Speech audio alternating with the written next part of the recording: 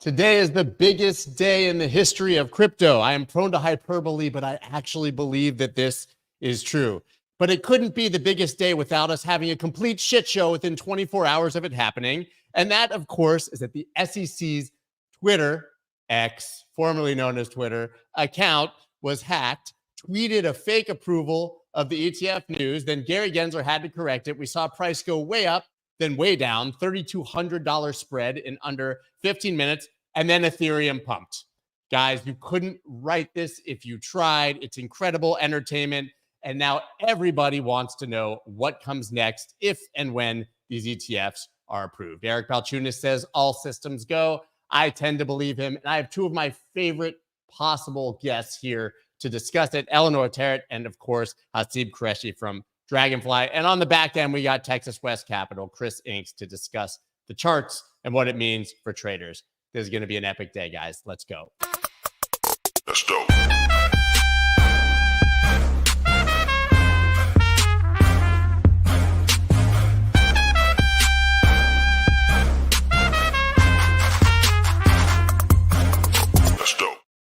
What is up, everybody? I'm Scott Melker, also known as the Wolf of Wall Street. Before we get started, please subscribe to the channel, hit that like button. I'm just going to go ahead and bring the guests on right away because they have a lot more color on what the hell is happening than I do.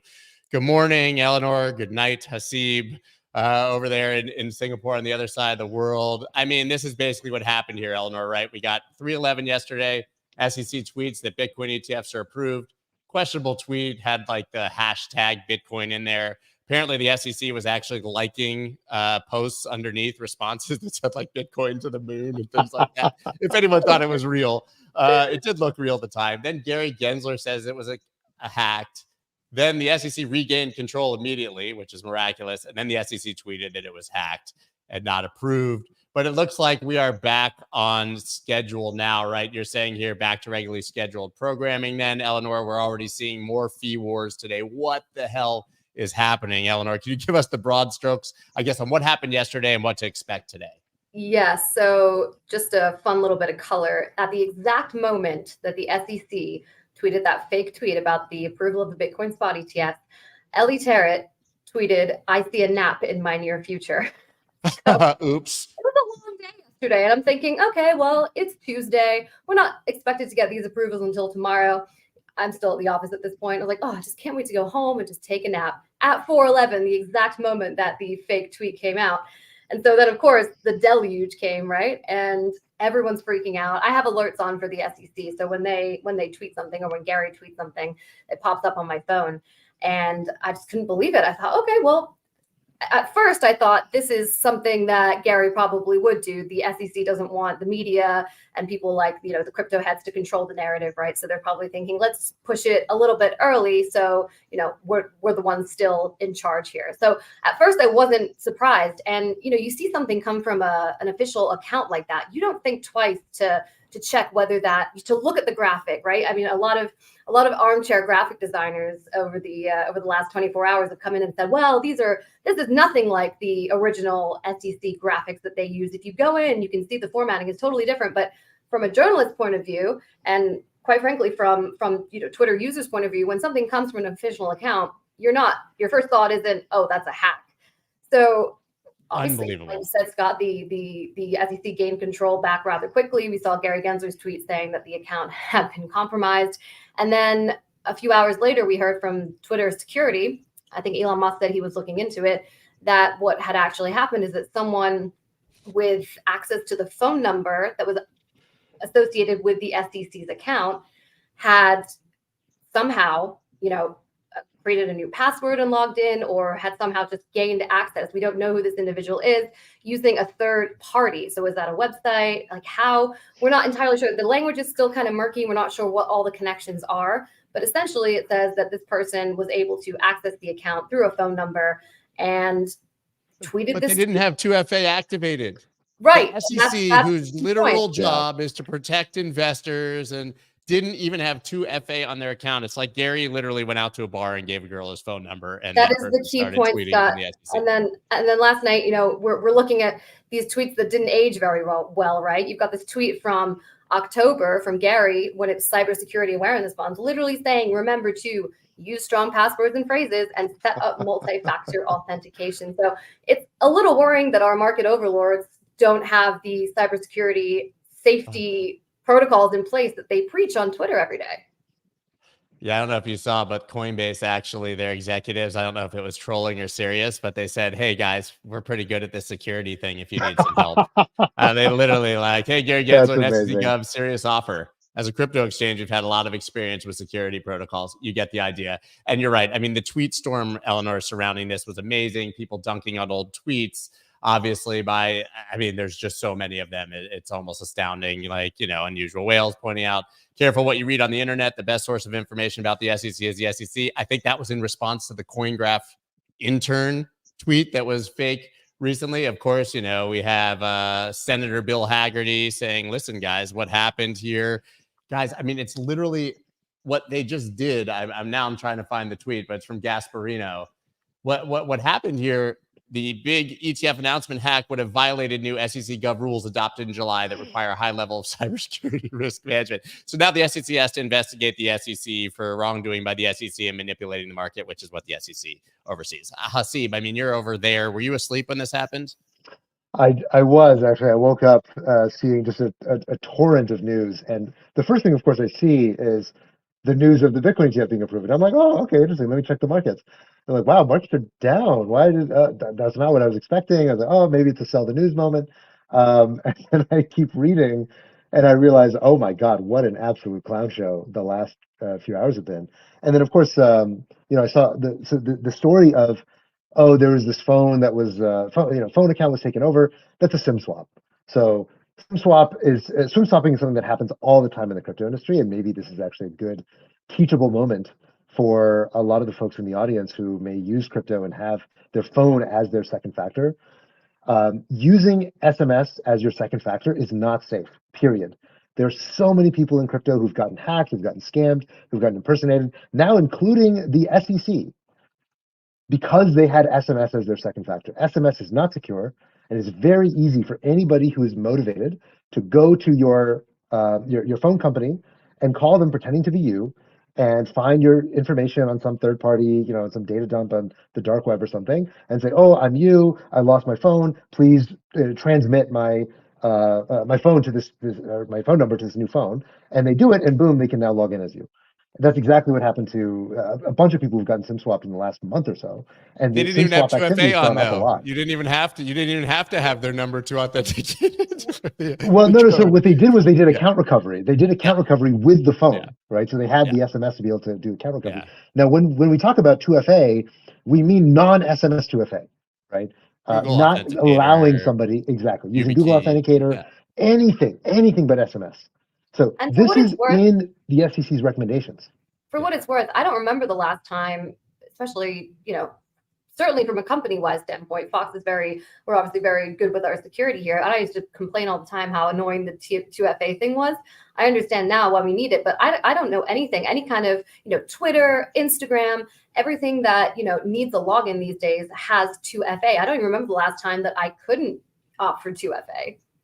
Yeah, I don't. It is crazy that they opted out. So listen, I think we've established here that the SEC completely blew this. It's laughable. They've made themselves a meme here, and it's well deserved.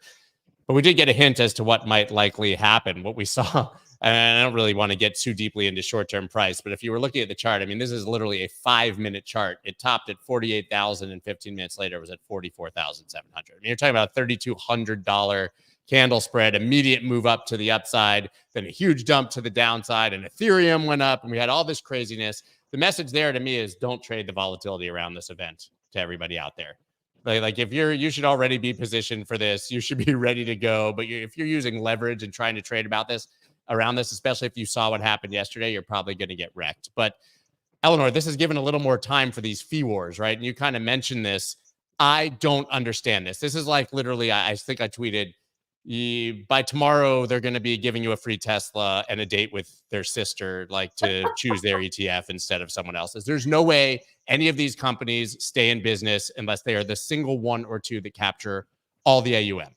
I called people in the industry. They said, doing the math here, you got to have 3-4 billion under management with these fees just to break even. Yeah. Right. Yeah. So what's going on here? That's a good point. And also, I think it's interesting, right? Because they're marketing these things like there are retail investors who are going to see these low fees and say, "Oh, like jackpot! This is my yard sale. I'm going to go in and do this." But with an ETF, you're buying through CFAs, right? Financial advisors who know the deal with this kind of stuff. So they're going to, hopefully, if they're a good advisor, they're going to point you towards the one that's, likely to have the best flows, probably has good infrastructure in place already. So, and if you notice the two crypto specific ones, right? So you've got Bitwise and I believe it's Grayscale. So Grayscale they're the only ones that haven't budged, come down in their fee, or even putting in like an after waiver. Do they have an after fee waiver? They have no waiver. Grayscale's a whole different story. Yeah. Right. They a put whole 27 billion already in AUM, and they're coming down from 2%. Right. Well, they hold the market share right now, and I think they're betting that because there's this whole thing with capital gains tax. If you pull out of GBTC and you've been holding it for a while, you're going to pay like monumental capital gains tax by the time it takes you to get into one of these other low fee ETFs. So it's interesting what they're doing. It's almost like like headlines, like, okay, like we can provide the lowest fee, but in the long term, is that really going to help us with attracting customers, attracting flow? Yeah, I think there's this little immediate battle for AUM, the view that whoever wins in the first week or two or month is going to win long term, but they're going to lose the war if they don't get enough. So I think that this is a really dangerous game they're probably playing. But let's pivot to Haseeb. Like you and I have talked many times, you always have a vision of what's coming for the market. We talked in Singapore in September. You were right about everything you said. You said, listen, we're thawing out. You made the great point that nobody cared about SBF in Asia already for 6 months and that people had moved on. How big is this? I mean, we all know what's happening today, right? There's an assumption, but how big long-term do you think this is of all these sort of landmark events you've seen in crypto before? I called it the biggest day. Maybe that's hyperbolic at this point since we all know what's happening, but we've waited 10 years. Yeah, look, I'm sort of two minds on this. On one level, an ETF is very important for legitimating capital flows that wouldn't otherwise easily enter into the industry. And that's important, just in terms of the raw dollars that are going to enter into Bitcoin and eventually Ether and other assets that may eventually become available through ETFs. On the other hand, is kind of a nothing burger at the end of the day. Like if you saw, we had a good 10 seconds, or I guess 10 minutes, of thinking that the ETF was approved and Bitcoin went up 3%. So at this point, like I think we can more or less assume that it's priced in. Everyone knows that there's going to be a Bitcoin ETF. So the crypto world is already in that future. And so, okay, in a world where there's a Bitcoin ETF, what are the problems ahead of us as an industry? And the answer is basically the exact same as they were yesterday, which is that we still need to figure out how to make this stuff scalable. We need to get into the hands of many more users, like making it easier for people to invest in this stuff. Honestly, we already did most of the work in creating, Coinbase and Kraken and Binance and all these now, fairly easy to use and easy to access companies and on-ramps relative to what they were 5-6 years ago. It's night and day how difficult it is or how easy it is today compared to what it was 6 years ago to get into the industry. Now it's going to be even easier for financial advisors. But at the end of the day, the thing that justifies all of those financial flows is that we actually solve problems as an industry and keep getting better and cleaning up our shit. So that's what I focus on more or less. Like obviously the news is very exciting and animating, and especially when it's as ridiculous as what we've seen in the last 24 hours. But at the end of the day, I think markets are forward looking and they already know that the ETF is coming. So the next thing I think on the horizon for markets is probably the Ether ETF and what's downstream of that Ether ETF. And I think that's perhaps part of the reason why we've already seen some narrative rotation. There's like, oh, okay, well, Bitcoin ETF's approved, it goes up 3%, maybe it goes up 3% tomorrow or whatever. But what's the next game to get excited about? And the answer is probably it was the exact same moment. It was the exact same moment. I mean, there was the biggest hourly volume candle we've had on Ethereum against Bitcoin in as long as I can see. And it went from, 0.047 to a top of 0.053. Not huge, but ETH has been dying here for months. I've been saying there's going to be a rotation. I didn't expect the rotation to be 13 seconds after there was the approval of the Bitcoin spot ETF.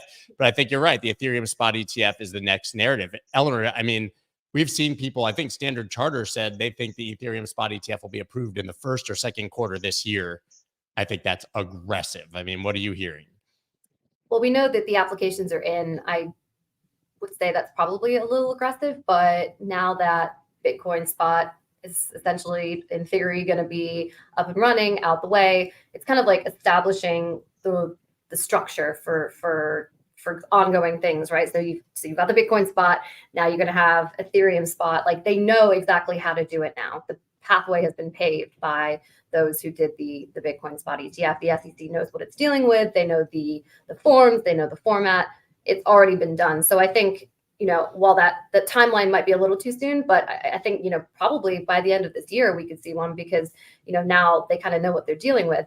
In terms of, will there be an XRP single product spot ETF? I know Stephen McClure got the XRP. I texted Steve the second you said that, and I was like, dude, he was like, I said to him, I'm not saying I'm going to do it, but somebody is. I said to him, yes, I think you saw Eric Balchunas commented and said, uh-oh, you've woken up the XRP army. And I said, you're the new patron saint of the XRP army.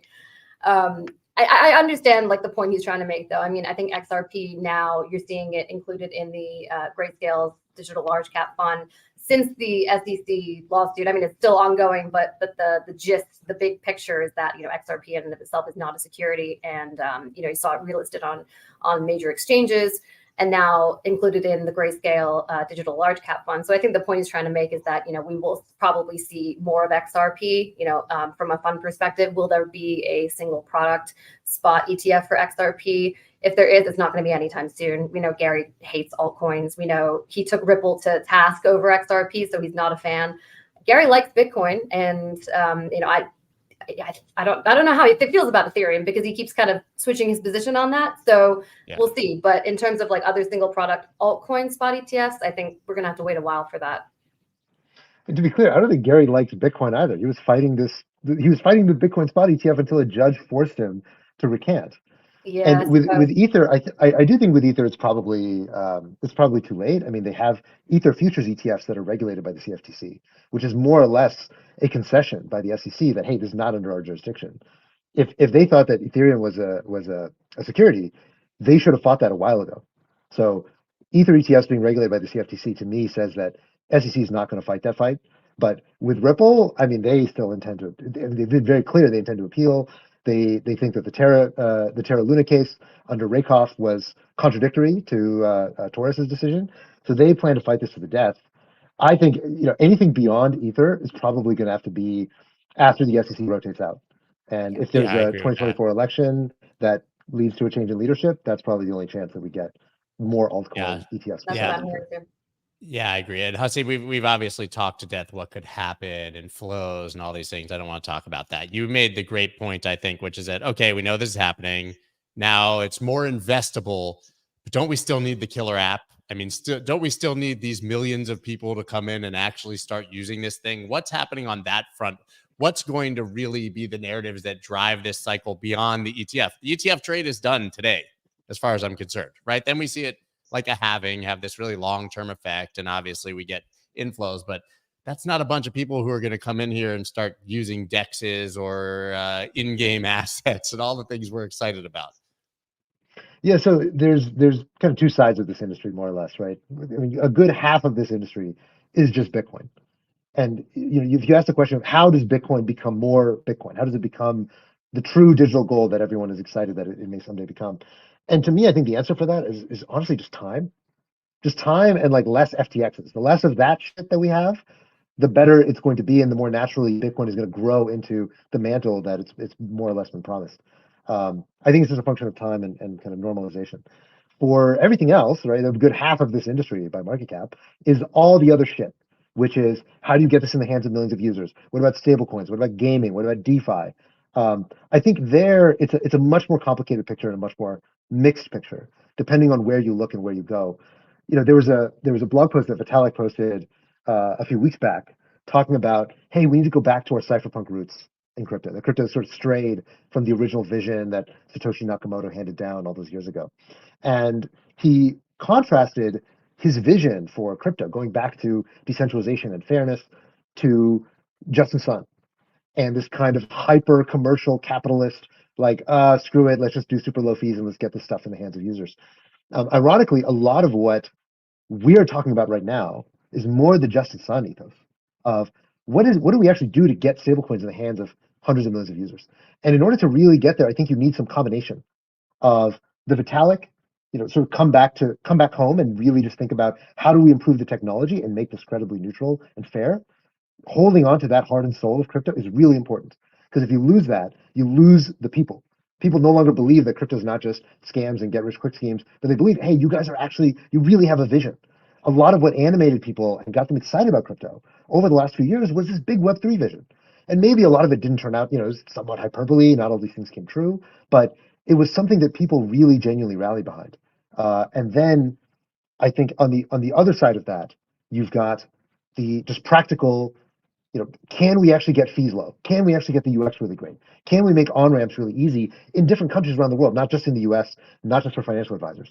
So I think there's a lot of different angles to be excited about, but I for all intents and purposes, and I told you this late last year, I think this is going to be a very good year for crypto, both in terms of technological advancement and in terms of price action.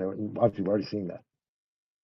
Yeah, I think the tailwinds right now are astounding. You brought up, stablecoin's been one of the large sort of topics to me that's been the killer app. And like you said, we just need to get it into people's hands. Eleanor, that's one of the few things that we seem to actually have movement on legislation about. I don't have much hope that we're going to get anything done, but you've been covering it very closely. Do you think that the spot ETF, the heat that the SEC is under, any of this can actually start to push legislators to give us some clarity here? Because listen, we can blame the SEC all we want, but a lot of people will also point out that the SEC does whatever they want until Congress makes a law and forces their hand. And we haven't seen anything get through Congress, Senate, President, none of it. Yeah, I think we have to take into account the timing. I think the bills came into effect, at least the preliminary drafts, and the out of committee vote came at the end of the summer last year. And then obviously we had the debt ceiling drama and some other things that they were dealing with towards, the speaker drama for one, towards the end of the year. So those crypto bills were sort of blown out for the end of last year, and there's hope that they will get picked up again this year. I think with the spot ETF drama, you definitely see the House Republicans in the Financial Services Committee and the Senate Banking Committee members already writing letters. They're already saying they're going to investigate, or they're hoping the SEC will investigate. They're going to haul Gary up in front of them to answer to this. I think this is just another tool in their toolkit to be able to say, we need, crypto is kind of hanging in the balance here. They were screwed over again. And, there's legislation here that can help them out. So let's push on for that. I know McHenry is leaving, but, you've got people like Bill Huizenga, French Hill, who are obviously going to take up the charge, and they're on crypto's side. So I see that being not necessarily a priority. I see them getting to it. Will it be in a timely fashion? We have obviously the 2024 election coming up, so that's going to take a lot of time. There's some more kind of like funding, debt ceiling drama, I think, coming up as well in the next few weeks. So obviously there's other priorities, but I think it's definitely going to be part of the conversation. And especially with what happened yesterday, there'll be more impetus, I think, on Congress to do something. I'm really eagerly awaiting Elizabeth Warren's tweet blaming this all on crypto. Well, these hackers attacked us, and yeah. Did you see the tweet from Joe Saluzzi? He's saying, if I was the SEC, so if I was Gary Gensler, I would issue a statement today saying that the SEC will not be approving a spot Bitcoin ETF, and also that they will be rescinding approval of the Bitcoin futures ETF until surveillance measures are improved. It's not too late, Gary. What kind of statement is that? They're blaming the crypto industry. They're blaming crypto bros for a hack, an SEC hack.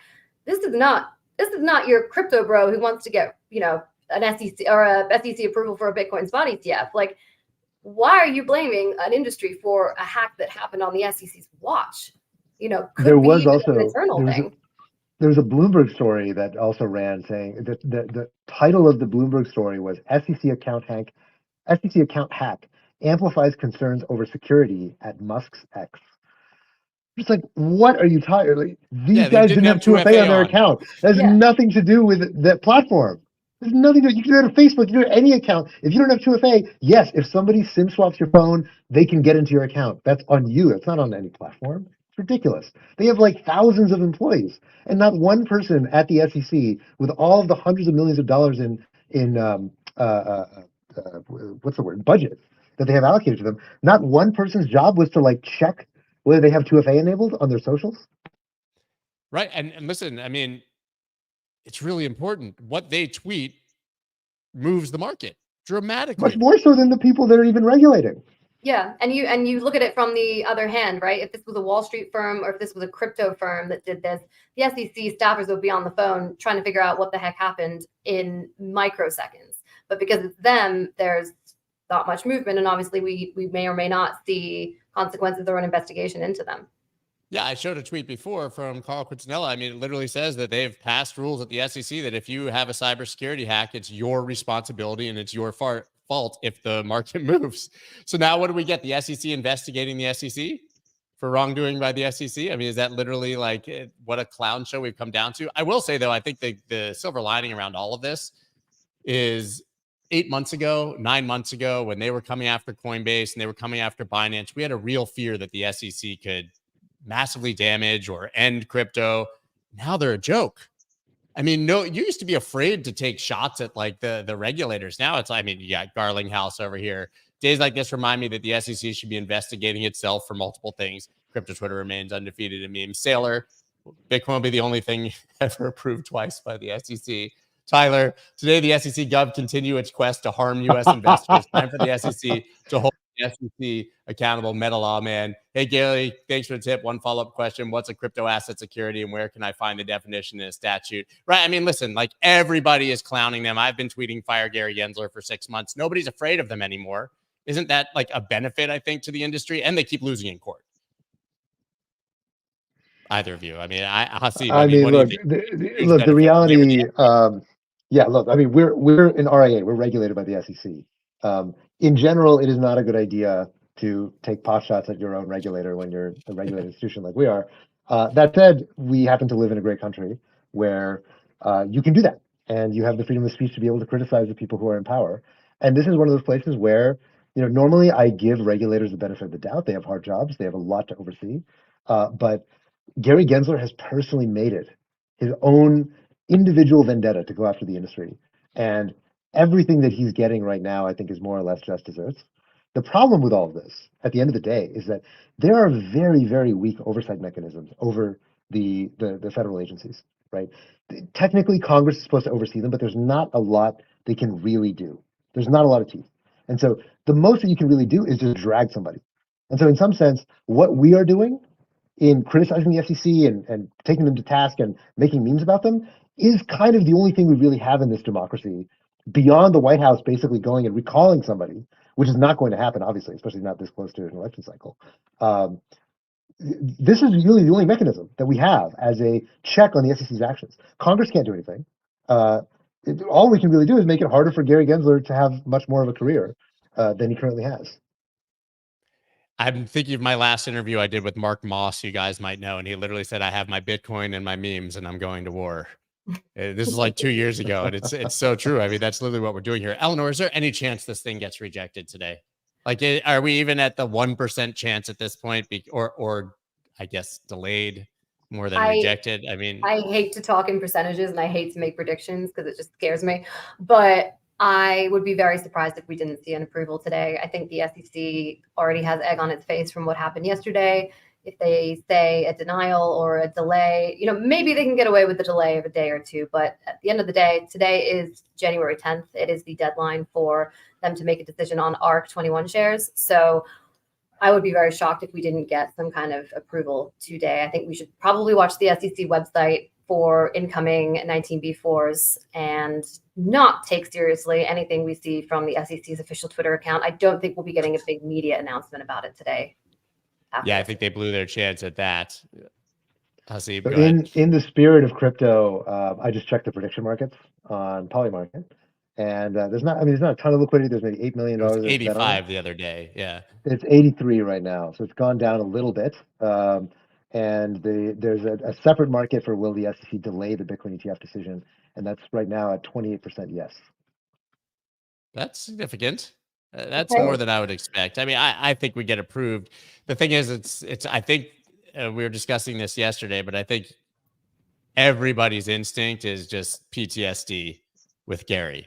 Like something bad Yes. has to happen because they would never let this happen. We all want to put on our tinfoil hats. But when you listen to Eleanor and you listen to Eric Balchunas and you see what you guys have been reporting and the amount of resources, time, money that the SEC has used to get this done and that these companies have, this would be the lawsuit of all lawsuits if for some reason they reject it at this point. I just don't see how they can get out of it. And even the flip side of that is I think that Gary takes a victory lap here. I say it every day, but he says, I like Bitcoin. I always liked it. I just wanted the trusted Wall Street institutions to approve. And that's why we've denied it for so long. Now we have BlackRock and Fidelity guys, right? It would be an absolute disaster if they rejected these today, Eleanor, right? I think so. I think it would be. I don't know if the lawsuits would go anywhere. I think these companies would probably sue, or the lawsuit of all lawsuits, like you just said. But at the end of the day, I keep saying this, it is the SEC's discretion to approve these things. But I do think that at this point, Gary probably wants to own it a little bit at this point too. I was the one that brought Bitcoin spot ETFs to the masses. I was the one that democratized Bitcoin. So I think there's some, he does want to take a little bit of a victory lap there as well. But we've seen him say countless times, he's hidden behind things when he goes to Congress. He says, I can't comment on an ongoing investigation. So let's hope he doesn't do that this time. And there's no bearing on the issuers who have put so much time and effort, and the SEC staff, frankly. At the request of Gary, the SEC staff has been putting in man hours for this thing, working with the issuers. But for what it's worth, I haven't heard any drop in the optimism from the issuers. They still seem pretty optimistic that this thing is going to go through today. And I think if there's any change in that, then we'll know. Yeah. Do we have any idea what the expected flows are? It seemed only 2 weeks ago that there was this consensus it would be a flat launch. There would not be that much, maybe a couple $100 million. It would not be as successful as BitO was when it launched. Then all of a sudden last week it was BlackRock has $2 billion lined up. Bitwise has $200 million lined up. Price action always sort of reacts to what happens versus expectation. It's not in a vacuum, right? So it's very hard for me to set that expectation at this point. Do you have any concept of what people are looking for in the first week, month, 6 months, year? I've seen a huge, huge scale. Hasib, have you heard anything? I'm not the person to ask. I think it's an Eleanor question. That honestly, I was going to say, I think that might be a you question, but I think that might be an Eric and James question. I'm not entirely up to speed on the flows, but I think the consensus for BlackRock at least was something like 200 billion, Scott. If that came out maybe a day or so ago. So we're not talking small numbers here. A lot.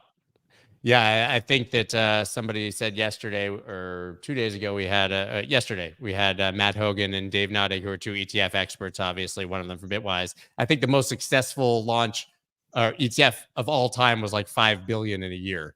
So if we do 50, we're 10, and that was the NASDAQ, like the Qs, right? So I think we have an asset that's 1/20th that size and would need to do 10 to 20 times that. It's a pretty high expectation, I think, to do 50, 100 billion, but we are seeing those kind of numbers. What happens next if we do get the approval, by the way? We had Van Eck on TV yesterday. I think he sort of slipped. People said, I don't know that he slipped. I think he just is confident. These will be trading Thursday. Are we going to literally see these on the market tomorrow? Yeah, unless what happened yesterday delays the trading, maybe there'll be an approval. And I'm not saying I know anything at all, but maybe if anything's going to get delayed, maybe it's launch date. But I don't know that. So tomorrow is Thursday. If all goes as planned, we'll see them start trading tomorrow. I will tell you what I know, and that is that we have Michael Sonnenschein on with Neil Cavuto and Charlie Gasparino tomorrow in the 12 o'clock hour. He is he's stationed down at the NYSE, which is where the ETF is set to launch. So I haven't heard any changes there. So as far as I know, it's still a go for Thursday. We also have Larry Fink on with Charlie on Friday. So that should be a good interview as well. You want a little inside baseball? I'm in touch with Sonnenschein's team constantly. And they've said he won't be doing any interviews until they get the approval, and they'll let me know. And I also had the CEO of Bitwise, who we've been trying to get on. We had Matt Hogan yesterday, and he was like, "How about maybe Thursday?" Okay. So I would say that just reading into that, there's a lot of confidence that these will be trading or at least approved by tomorrow. Even if they're not trading, I think they would both speak once there's an approval. Hasib, is there anything else around this that's exciting to you, or should we just put the ETF in the past and move on to the rest of it, man? I mean, I will say, although it's exciting to kind of, be looking at all the micro before game time. I'm not a trader, neither am I a That journalist. doesn't So matter to me. for me, I'm just kind of watching how the industry responds to all this. But yeah, for my mind, at the end of the day, we're already in the world with a Bitcoin ETF. That's the world that you and I have been waiting for so many years, and we're there now. And you're kind of looking at little game day calls and seeing, okay, there's going to be this play or that play. But one way or another, by next month, either way, regardless of whether there's some crazy shenanigans happens tomorrow, there's going to be a Bitcoin ETF. So I think for us as an industry, it's a question of how do we move forward? How do we actually get shit done? How do we clean up our act and make sure that we're deserving of all the flows that you're alluding to, that I actually tend to agree, I think are likely to come, not as a deluge, but over time as financial advisors get more and more comfortable with this asset class and the storyline. Do you think that we've finally crushed all the contagion narrative of the past cycle? I mean, does the ETF finally put SBF and Mashinsky and CZ, by the way, who I don't put in that same category, but is this all behind us? Can we move forward without thinking about any of that anymore now that we've got Larry Fink in the mix? Yes and no. I think, look, the reality is that there's still a lot of skeletons in the closet of our industry. And I think anybody who understands it as closely as you and I do knows that. Now, none of them, I think, are anywhere near the scale of what SBF or, all the crazy sanctions violations at Binance or what was happening at Celsius. These are a totally different scale than I think anything that's really happening today. But there's still a lot of stuff and still a lot of just kind of norms and ways in which we kind of expect each other to behave in the crypto community that I think really needs to evolve for us to kind of earn our way into the next stage of development. I do think this year is going to be a good year, and every time a retail cycle kicks off, and to be clear, I don't think although price action has been very good, we haven't really kicked off a retail cycle yet in the way that we did in 2020 or in 2017. If you look on the App Store, I was actually just looking at this earlier today, Coinbase is number 26 on the US App Store right now.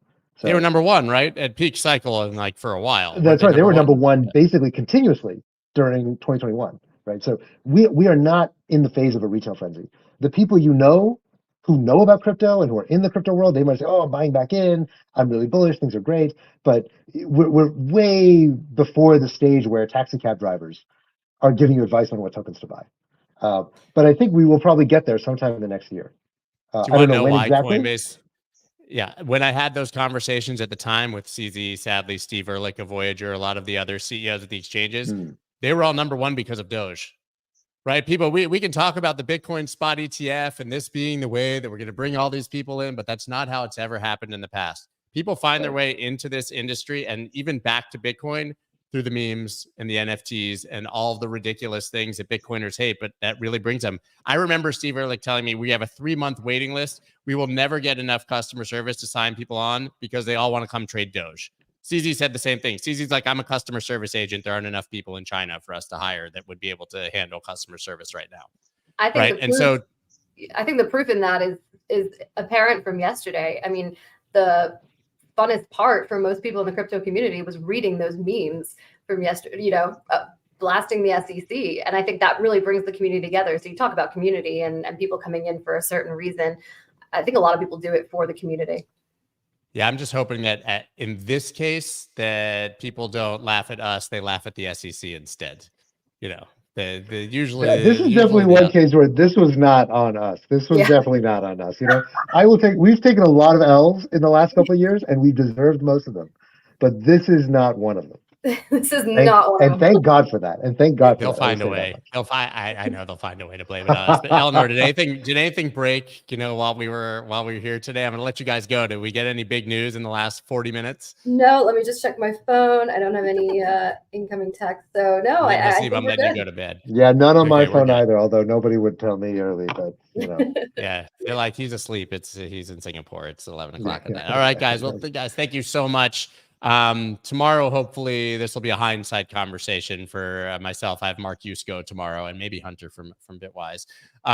So hopefully we'll be talking about what happened and we can put this in the past. I'm much more excited to be in the Hasib camp of trying to figure out what crypto is actually going to do over the next few years. And I'm sick of talking about the ETF. Eleanor, I don't know what you're going to do with yourself. Ripple's done. ETF, like maybe you'll finally get that nap. Time to retire. Maybe you'll finally get that nap, but I'm gonna have to find a new beat, guys. And within crypto, I don't know what it'll be, but you'll be hearing from me. I guarantee we'll have a new narrative within 48 hours. It's going to be the Ethereum ETF. That's my words, guys. Follow Hasib and Eleanor, please. If you want to know what's happening in the industry, Eleanor, certainly if you want to know what's happening with breaking news, she's my #1 source, and you're always there to correct me when I'm wrong too, and I need that. So I appreciate it. Have I ever corrected you? Well, recently I think I said one last week, and I was like, "This could get approved today." You're like, "No, dude, not hearing that," and I appreciate it. We need you. Well, we need you were. News. To be fair, you were citing the Reuters report, so yeah, it was. Yeah, yeah. I don't just come up. I try not to come up with my own theories anymore. That never goes well. I leave Hasib for that. All right, guys, thank you so much. We'll be back, obviously, with both of you, hopefully in the very, very near future. Have a good night, Hasib. Bye, guys. Take care, everyone. And now we can talk about what's actually happened yesterday in the market. I know I'm dying to look at these charts with Chris because holy crap, what a joke it was. Chris, I showed already, the Bitcoin chart, which I mean, that 10 minutes or 20 minutes, whatever it was, just astounding. This is the 5-minute chart. I showed it before, up to 47.9 and down to 44.7. I was trying to timestamp it, but it really doesn't actually line up. I don't know who knew what, but it's very clear to me that this was somebody hacked that account with the intention of trading around it. So I don't think you can extrapolate that much information, but maybe I'm wrong. I don't know, man. You're asking for some serious, some serious hard time federally. If you were to do that, I mean, it's not just the hack itself, but then profiting off it. I mean, my God, you're just going to be hit by just charges left and right. I don't know, but I mean, at the end of the day, a lot of people are like, oh, well, that's showing us what's going to happen when it gets approved. It's all going to go down. And I don't know that it necessarily shows us that. It's a news event, right? And what do we always talk about with the news events? We talk about how it get a knee-jerk reaction, and then usually later that day or the next day or within a few days, it reverses and goes the other way, right? So I don't know. I didn't even see it swept the low. I didn't even see we had a volume increase there in that low sweep because it's a 5-minute chart. I don't look at them. Exactly. So, I mean, we'll see what happens here. Big picture is still the big picture. I mean, all we did, if we just zoom out a bit, all we did was come back and test the previous range resistance as support, right? And so in terms of if we were kind of just zoom in here, I mean, if we're looking at this and we say, okay, well, if this is going to be accumulation here, this is your jump across the creek, which is your big candle, big volume through that supply. This is the back of the edge of the creek, which is just a fancy way of saying a retest of previous resistance as support. And so, still looking up, higher here overall. I mean, I've got a pretty conservative count here. I've got a 1-2-1-2 rather than 1-2 overall. And so 3 is a minimum expected, about 52,000. It could go higher. Again, it's minimum expected, but because what it is, if we come here, we just measure out wave 1 and then a flat here for wave 2. Yeah, that kind of gets us, I've just kind of grabbed it real quick, but that gets us the 1.618 extension. It's the first thing we look for a wave 3. They can go above there, get the 200%, the 2.618, 3.618, which is why I've been warning our people over at TWC to not just assume it has to stop right there. We had a good case yesterday. Wick yesterday was on here and he thought 58. So exactly. So, you get it through there and it just kind of keeps going up there. And so once again, if we're just looking here at kind of this pull here, see it right about there. I mean, 200's up there around 62. 2618's up at 82. Not saying it's going to go to 82 or anything like that, but man, that'd be something to see, wouldn't it? But so I mean, nothing, again, nothing's changed. It's all the same thing it's been since, since I've been talking about this back here at the beginning of accumulation in June of, 2022 there. And so I think we're still looking good. We're just kind of, we hit kind of almost the top of this channel that's been coming from the November low of 2022, hitting the support there. I mean, I don't know. It's hard to be bearish. It's hard to be bearish when you look at the chart rather than going off, your emotions and what, a lot of people are dealing with the emotions of, hey, we haven't seen this big, pullback to 30,000 or 25,000. People are very much emotionally attached to those levels. But, again, as I pointed out before, we went sideways here for almost 7 months. Almost 7 months of sideways, guys. This effectively does the same thing as some big, huge pullback. So all we've done is continue, higher highs, higher lows.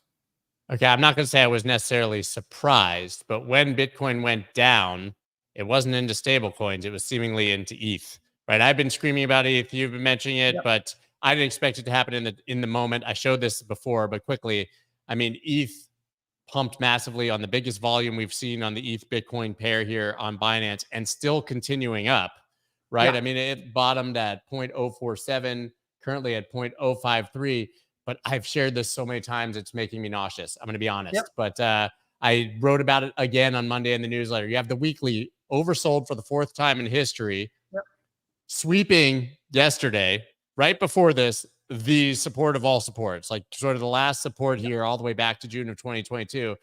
And we have massive now, assuming the candle stays like this the week, massive bullish divergence on the weekly RSI.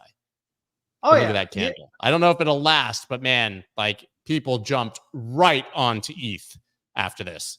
Yeah, this is something I talked about where we were looking at potentially maybe a wave 4 here, but we'd come down pretty close. I said if we break down, it's possible we could be looking at the 50% here, and this just becomes a large flat.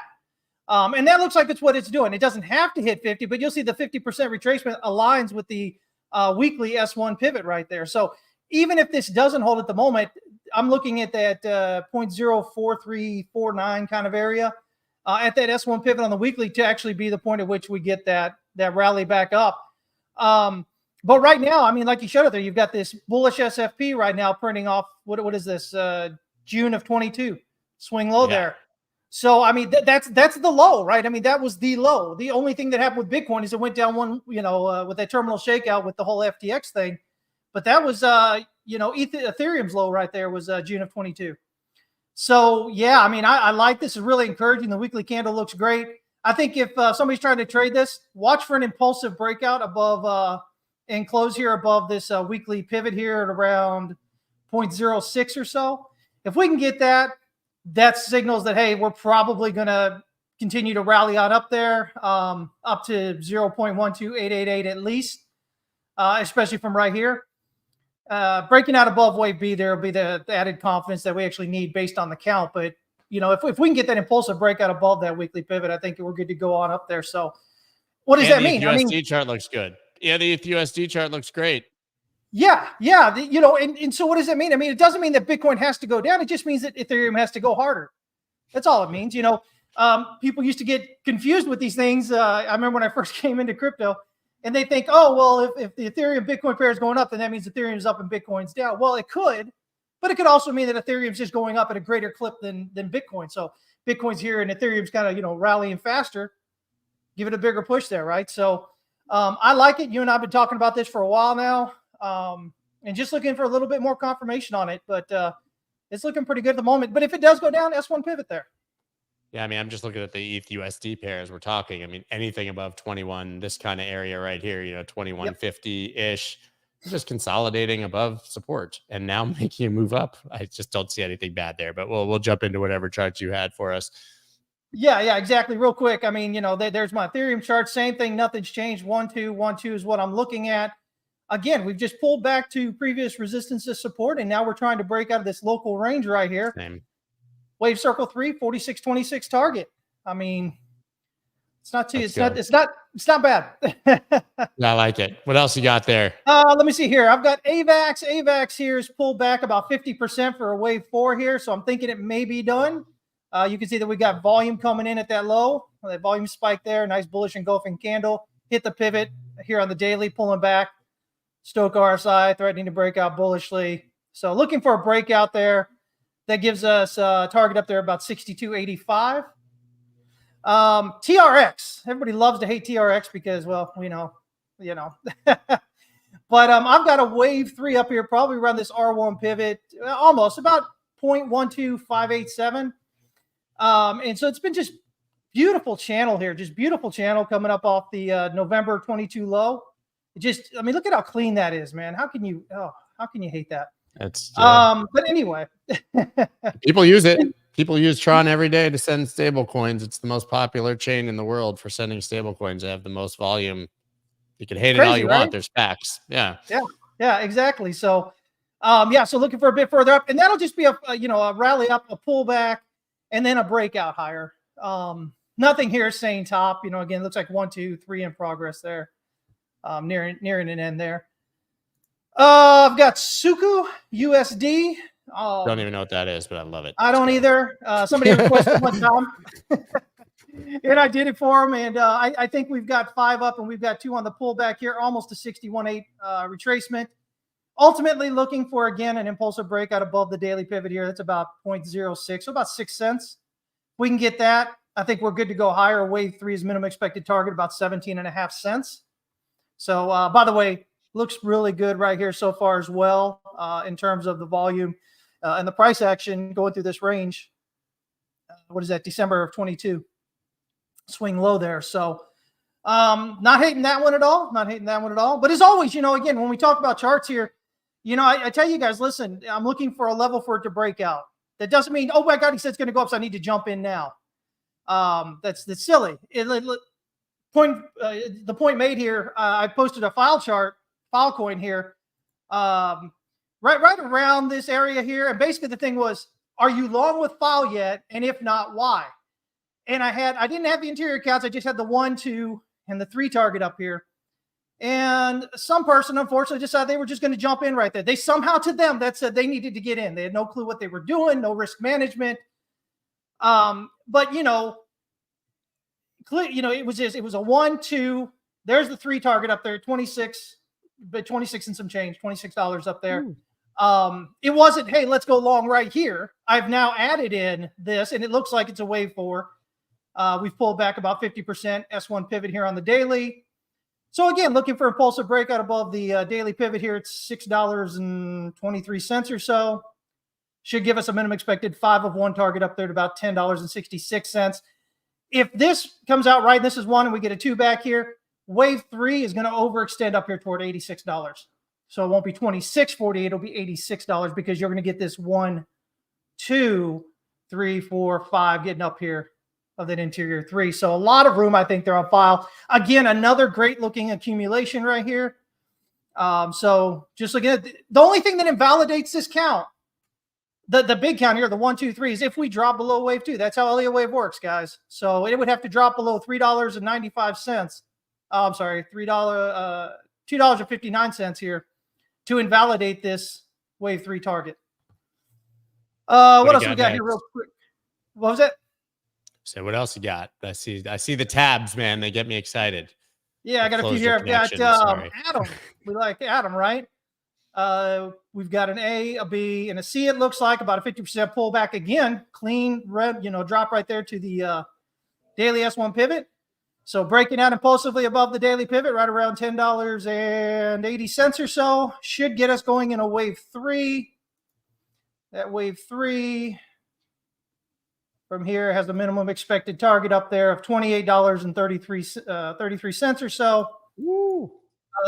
So that would be obviously another great move for something that a lot of people I think are tracking. If we are to break down further, as usual, look at the 61.8 here around $8.10, 70.5 at $7.61. But right now this is looking good. So we just want that breakout there to kind of get us up there toward that target.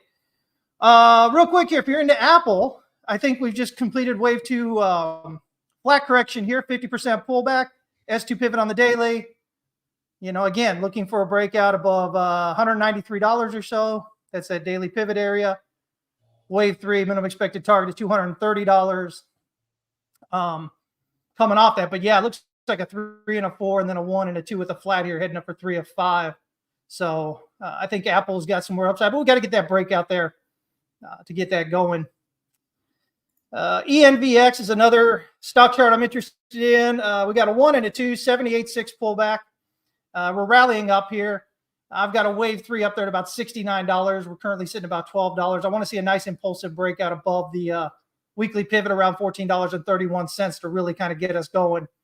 But yeah, I've got a $69 target for wave 3 there. And let me see here. Mask. Ah, here we go. Mask again. Look, looks like we've got 1 up, 2 down here. That gives us. Let me see. Is that one? Yeah, minimum expected wave circle 3 up there around $57.78.5. Locally, looks like 1, 2, 3, 4, 5 maybe, or it may be 1 and 2 on the pullback here. If it's what we have here, then we've got a 1, 2 here in progress. So if we break down below the swing low here at $3, that'll say this is probably 1 up here and 2 is coming back. And, again, we'll be looking right here around $2.80, maybe something like that. But if this low holds here and we just rally back up, minimum expected wave 3 target there at $8.72, secondary target at $10.56. And I think that just about does it there. Yeah, man, you came in right at the wire. 10 o'clock, Heck, nailed. I mean, you 9 o'clock for you, you nailed it. Guys, if you can't find any alpha and all of that, like in a 10-minute just absolute blitzkrieg of charts, that I can't help you. I can't help you. But we're gonna dude, this thing's gonna get done today. We can move on with our lives, right? Go back to talking about something else. Ethereum next, right? Ethereum ETF. Let's talk about there. Okay, next week an all Ethereum show. All right.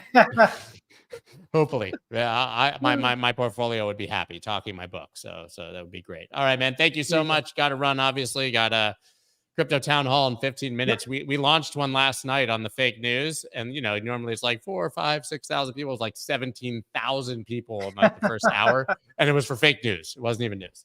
It was to talk about the fake tweets. Crazy. We'll never the real one will get approved, and we'll do half the numbers. It'll be wild. Yep. Shows you what people care about here. All right, man. Thank you very much. Thank you, all of you. We'll be back tomorrow with Mark Yusko, 9 a.m. Eastern Standard Time. I think charting man Dan is off for the week, so it'll probably be a longer conversation and a few less charts tomorrow. Guys, that's all we got for you, Chris. Everybody else, thank you. Peace. That's dope.